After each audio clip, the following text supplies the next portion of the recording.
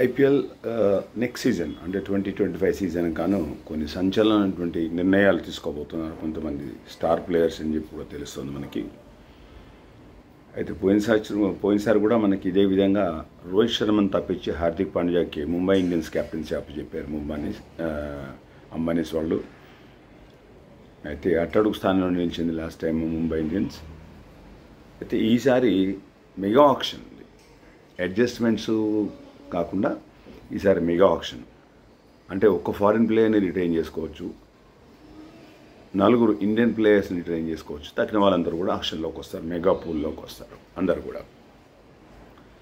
So ఈ auction జరిగే timings ఇంకా రాలేదు, సుమారు ఈ ఆక్షన్ జనవరిలో ఉండొచ్చు అని చెప్పి తెలుస్తోంది. ఎందుకంటే ఇంటర్నేషనల్గా అందరికీ చాలా రకమైన కమిట్మెంట్స్ అవి ఉన్నాయి. ఇండియాకు కూడా ఛాంపియన్స్ ట్రోఫీ ఒకటి ఉంది కాబట్టి.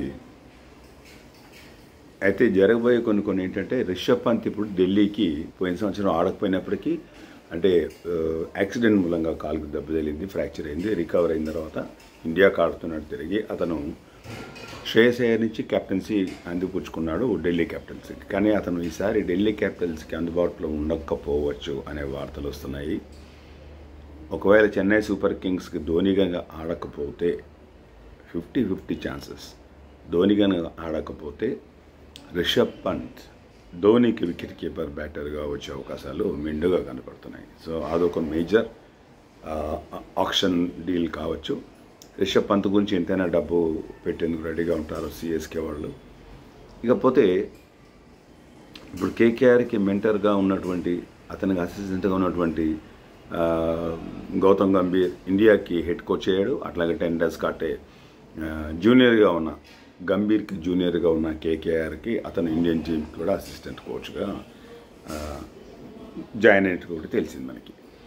అయితే ముంబై ఇండియన్స్కి ప్రస్తుతం ఆడుతున్నటువంటి సూర్యకుమార్ యాదవ్ అలాగే రోహిత్ శర్మ ఇద్దరు కూడా ఈసారి కలకటా వైపు తూర్పు వెళ్ళే రైలు ఎక్కబోతున్నారని చెప్పి కూడా ఒక వార్త వస్తుంది. ఇద్దరిని కూడా కలకటా వాళ్ళు తీసుకోవాలి, కేకేఆర్ కోల్కతా నైట్ రైడర్స్ వాళ్ళు తీసుకోవాలని ప్లాన్లో ఉన్నారు. వాళ్ళు ఆఫ్కోర్స్ డిఫెండింగ్ ఛాంపియన్స్ వాళ్ళు వస్తే బ్యాటింగ్ చాలా స్ట్రాంగ్గా ఉంటుంది. ఆల్రెడీ శ్రేయస్ అయ్యర్ ఆ జట్టులో ఉన్నాడు కాబట్టి అక్కడ సునీల్ నారాయణ్ లాంటి ప్లేయర్స్ ఉండము. ఆ జట్టుకి రోహిత్ శర్మ, సూర్యకుమార్ యాదవ్ కనుక వచ్చారంటే చాలా దుర్భేదమైనటువంటి జట్టుగా అది వస్తుందని చెప్పడంలో సందేహం ఏమీ లేదు. ఇకపోతే వేరే వాళ్ళు ఎవరు ఏ జట్టుకుంటారు, ఎవరు ఏ టీంకి అందుబాటులో ఉంటారు అనే దాని మీద ఒక క్లారిటీ అయితే రాలేదు.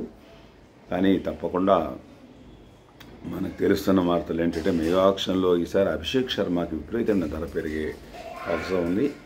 అభిషేక్ శర్మకి అయితే పూల్లో ఎవరైతే డబ్బులు పెట్టి కొంటారో అంతే డబ్బు కనుక ఇప్పుడున్న వాళ్ళు ఈ ఫ్రాంచైజీ వాళ్ళు సన్ రైజర్స్ హైదరాబాద్ వాళ్ళు కనుక రెడీగా ఉంటే అతను తిరిగి హైదరాబాద్ జట్టుకి ఆడే అవకాశాలు కూడా ఉన్నాయి.